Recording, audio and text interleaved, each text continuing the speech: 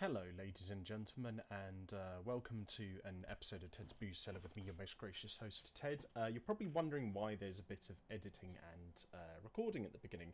I just needed to edit this video down a bit because it's a bit of a big one, and also I had some technical problems while we were recording it. So I'll go into those a little bit more throughout the video, but I just wanted to let you know that in case you guys are a bit confused as to why A, this video is a bit longer, and B, why am I seeing Ted's face here? Hello, ladies and gentlemen, and welcome to a Sunday evening episode of Ted's Booze Cellar with me, your most gracious host, Ted. Welcome to the premier alcohol review show here on YouTube, and I'm here joined today by a repeat set of guest hosts who I kind of suggested the idea that we review an episode of Ted's Booze Cellar today because Big Phil was in town for a few hours, but I didn't really know what to do it on, and Imogène and Eoin, who are here today, provided the drink of selection of today. I wondered if, first, obviously, if you guys can introduce yourself, and then Im, if you want to sort of explain it a bit more. Okay, well, first of all, hi, I'm Im. Hello, I'm Eoin. Hello, I'm Philip. Yeah, and this is, I don't know too much about this, but I graduated last week.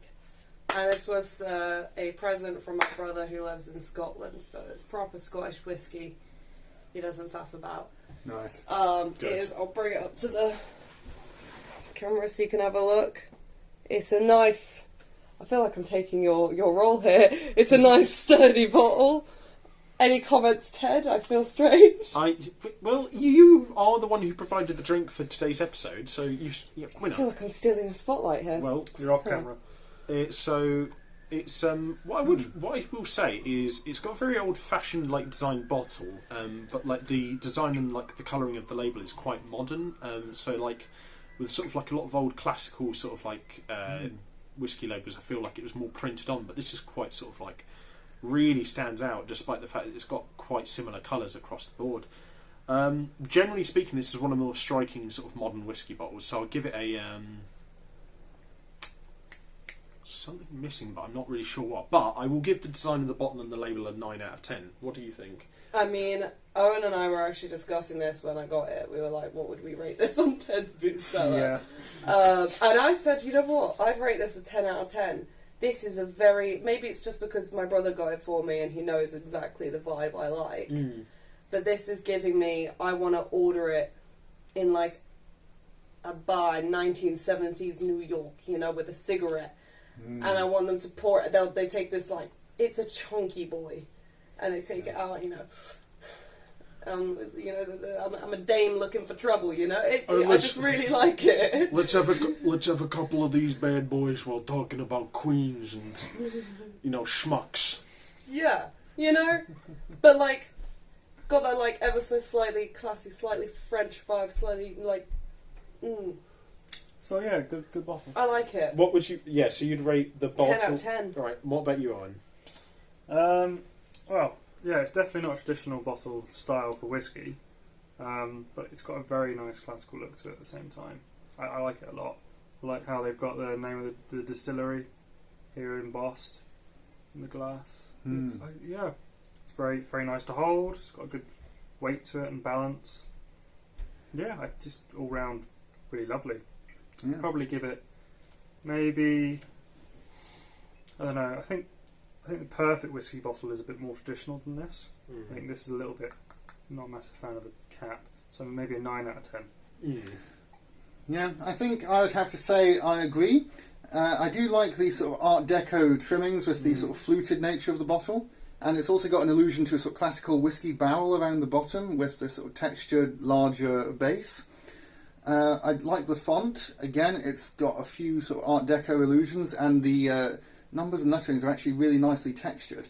I will say I like the colour scheme because it sort of alludes to different aspects of the sort of whiskey brewing process. You've got black symbolising kind of smoky flavour, and then red for often, pre-used sherry casks in which you might mature your whiskey. So I think overall it's a good choice of colours, certainly. But again, I would say, this sort of plasticky cap at the top. It's almost like it's trying a bit too hard to be retro. So I would agree with the sort of 9 out of 10. I thought you looked a bit upset there, but I was like, No, I was just like, mood. yeah. But I was also thinking like you weren't looking as quite as upset as during the No, where I we mean... where we reviewed the German red fizzy wine. Oh, I don't want Nice. to remember that. There you go. Shall I Yeah, if Pour it out. get the glasses? yeah. So if you're able to get the glass, so we can also do a snifter. Nice.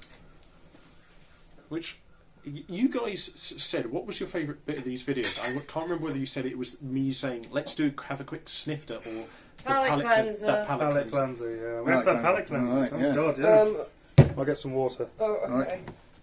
There you go. Bring them over there on the desk. We can pour them out. Okay, well, in the meantime... Right, okay, we're sort of going back and forth. Yeah, okay, so so on the debate of sort of whiskey on the rocks versus neat, Wait, I let's have a no little- objections to nice American whiskey being served on the rocks, but for the most part, I think I fear diluting a Scottish or Irish whiskey. I think it makes more sense if it's more traditional, sort of like Northern European whiskey from Scotland or Ireland. But I think if it's like something a bit more distinct in the aftertaste, like a bourbon or something like that, then having it with like ice or like some kind of like soda water kind of almost feels like a necessity, because it kind of feels like it complements the flavour a bit, or at least it's sort of like just because like some American whiskies do have a bit of sourness to them that I know can put people off. Yeah. And so I think having something like simple, like a water or ice cubes with it, will help the flavour like really stand out. Thank you. Cheers. So, Yeah. It's hard to say. Thanks. Oh, brilliant! You came in the Nice. jar. You said you wanted... That's an thank you. actual whiskey tumbler. Mm. Oh wow, that's I'm actually having mine in a gin glass, but we only have so many whiskey glasses. you know. Okay, well, the first thing that we need to do, even sort of before smelling it, is we need to swirl it a little to see, whether it leaves any legs on the glass. You'll be able to see it better on yours than I can on mine. And the more distinctive legs it leaves dripping down the sides of the glass, the higher the alcohol content, and therefore the better it will be. If it's a blended whiskey, you won't see too many, but if it's a single malt, hopefully you'll see a few. I'm seeing a handful, so I only had about half of that, I will be I'm honest. seeing actually a fair... Yeah, it's leaving a sort of fair old ring around the top and then gradually dripping down, so yeah, I would say that's pretty good. that is a strong nose. Goodness. It's almost like it's such a strong like burst of like this oaky sort of like Oban sort of almost burnt smell, but like the one you'd get from like a sort of open wood sort of fire, and then it's so like this after smell of like sort of like cherry vanilla. Weirdly, it's like such a sort of it's just obviously flavours we've seen before in like the nose of like whiskies, particularly from Scotland, but it's so distinct in how vibrant it is and in the way the sort of smell sort of goes through your nostrils, because it's like really rich oak, this undercurrent of cherry, and then like that vanilla-y after smell really kind of... You have a very discerning palate. I'm just reading here tasting notes of red berries, pear, toffee, vanilla, marzipan, biscuit, honey, pineapple, hints of pepper and licorice. That's it. There's a little bit of like a pepperiness to it. I was like thinking, what is that sort of like smell? Because there's just before the finish, just before the after smell, there's this sort of like little tang, and I was like, that must be the pepper. That it's really distinct. So I'll give the nose, honestly. Yeah, though I will say... Go on, sorry. No, go ahead. Okay, I will say I was wrong. I thought it would have been matured in the next sherry cask. It was not. It was matured in the next bourbon cask. So that's a bit of a surprise. So I'll give the nose a 10. Yes, Yes, it's 100%. beautiful. If I could have this Gorgeous. as a perfume, I would. And to be fair, just stick a finger in and dab it behind your ears. You know what? Failing an aftershave. Right. I've done that. It Wash my does actually hair work. in it.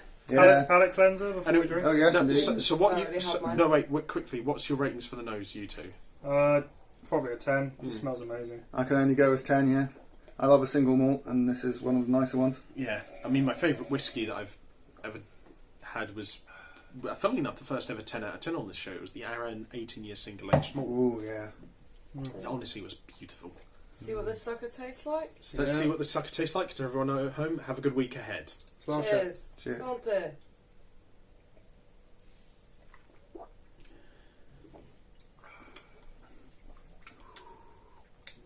It's very smooth. Oh, yeah. There is. Oh yeah. That's for Scottish whiskies, obviously known for being a bit rougher or fierier than other like whiskies from places like obviously Japan and Ireland, where like the whiskies are very naturally smooth. But this, for a Scottish whisky, this is probably the smoothest Scottish whisky I've ever had. Yeah. Joint smoothest alongside the Arran 18-year single age malt. Like this is such a distinct but like simple texture. It's really good. Oh yeah, it goes down a treat. Really, really lovely to drink. Some whiskies are a bit too rough on you. You can't really enjoy it properly. Yeah. But this is gorgeous. Yeah. This reminds me a lot of Oban whiskey, which is another one of my favourites. Second only to Talisker, I think, in terms of my favourites. So this is really good. Yeah. Now you guys are probably wondering, Ted, why is there a massive cutout in the video here, and why am I just looking at a picture of Imogène? Well, basically, she got a bit over-exuberant and drank the whiskey too quickly and started really just suffering and needed some time to compose herself and drink some water. I mean, I can't blame her, to be fair. The whiskey was really good, and I would have drunk it pretty fast as well. But to save her a bit of embarrassment, I decided to cut out the bit where it's just me and Phil for about 2 minutes awkwardly reviewing the whiskey while you can hear Imogène dying in the background. So to protect her sanity and her dignity, I thought I'd cut that bit out. But anyway, back to the video. Do you want me to re-record? No, sorry. I don't get my embarrassing bits cut out, so I don't see why. I just got too excited because it was. Yeah. Really It's very nice. drinkable unless you're Imogène. Just so you know. But yeah, what would you say about the texture?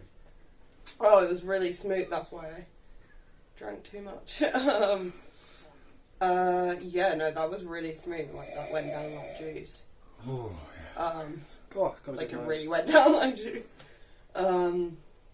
Yeah, I think the main through line I'm getting is It's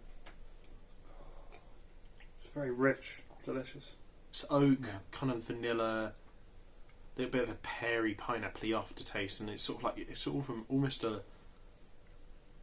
almost feels like I'm drinking a liqueur, but with like the flavour of a Scotch without the fieriness. It's so unique. So yeah, I feel like I'm in an old shed that people use for like woodworking, and there's like kind of the smell of like stains and stuff like that, but it's got a very kind of rich, woody feel to it. Beautiful. Very, very mature and kind of relaxed. It's really curing my hangover, to be honest. yeah. So I'm going to say for the flavour, probably looking at a what would you say? Flavour wise, I can definitely taste a bit of pineapple there, that's for sure. No, but rating. I mean, yeah, I'm just trying to think about rating. I mean, as whiskies go, it's pretty flawless, to be honest. Taste wise, if it's the kind of whiskey you like, it's perfect. Yeah. So yeah, I guess probably a 10. Yeah, it's just really nice. I think I'll probably say a 10 as well. It's funny that like the only two whiskies that have ever gotten to 10 on the show in the past have both been Scottish. Well, there you go. Scots represent.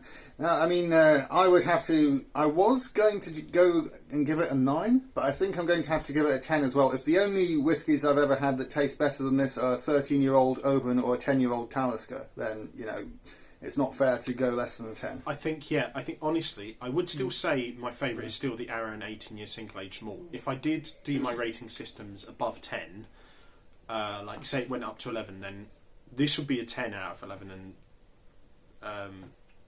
the 18-year single-aged malt would be probably an 11. But I think, as it is, this is definitely respectable enough to be on the God tier, which is when it's a 10 out of 10. So yeah, what would you say? I mean, I think the slogan should be, "It's so good you'll choke on it." Because, 10 out of 10, like... Gives you a lovely tingle in your mouth as well. Yeah. What I might have to do is I might have to not upload this straight from my phone. I might have to take this back home and like edit it on Sony Vegas, because I feel bad about like having you dying in the background for like 5 seconds. Just review it, and if I'm looking like a absolute... No. If I've really ruined I think the I've video. mostly collapsed out of frame at that point. Yeah, I was smart about it. Yeah. So I was like, oh shit. what I'll probably do is I'll just probably like cut it out and then put like a still image of your face on the background with like text saying, Imogen drank it too fast because she got too happy and excited about it, and I decided to cut this out. Despair, shame. I mean, I So think... if you're watching this now, there would have been a part where I died a little. Yeah. But 10 out of 10, you know, would die a little on it again. Although I'm trying not to now. I'm taking tiny sips. So I think generally that's a 10 out of 10 across the board, right? Yeah. I mean, the only thing that where we were anything less than a 10 was the design of the label. You know, Yeah. If But I that's personally gave that a 10 because Yeah. even with the plastic cap, I'm like, yeah, take me to New York. You know? With a slight redesign of the bottle, I think this could be like just a perfect standard line whiskey. Yeah, because I can't remember there ever being a drink on the show that's gotten 10 out of 10 in all 3 categories in the same episode. I'm going to say my brother knows best. He does. quite. Shout out to Kingsley. Yeah. Well, thank you to Kingsley, and thank you to Imogène and Eoin for having us today in your flat, You're and welcome. obviously for Phil being on as well. Thank you. Like I said, Honorary cat. She's yes. way out of frame. If you guys are interested, I'll leave the links to Imogène and Owen's channels in the video description below, and also Phil's now defunct book review channel as well. But, Cat cameo. Yeah, and my sort of DeviantArt account, if you're into art and stuff, I occasionally post there these days. but anyway, Yeah. thanks to everyone for watching. If you enjoyed this video, leave a like, share and subscribe. If you have any suggestions for future episodes of Ted's Booze Cellar, let us know in the comments section down below, as well as any particular points you may have agreed with or disagreed with. And also, if you have any desire to check out any of the other debauchery we get up to online, I'll leave the links to Imogène and Owen's gaming YouTube channel and gaming live stream channel in the video description below, as well as obviously Phil's book review channel and his DeviantArt page. And until next time, have fun, stay safe for whatever you're doing, don't do anything we wouldn't do, like drinking whiskey too fast, and wash your hands. Drink responsibly. Know your limits. What? Or drink irresponsibly. Just go for it. No, stop. Just do it. Look, have some respect It's for 9 the... a.m. on a Thursday. You know you want Stop. that drink. Stop it. Just Both of drink you. it. Stop. I'm trying to give. What's the worst that could happen? I'm trying to give a sort of well-intentioned outro, and you're just like, "Hey, just get drunk on a Friday." Friday, get drunk on a Tuesday. That's when you're Nice. really hitting the fun. All right, look. Don't listen to these guys. Just be yourself and drink responsibly, and I'll see you guys at the bar next time in Ted's Booze Cellar. Phil, please turn off the camera before they say something else. Bye-bye.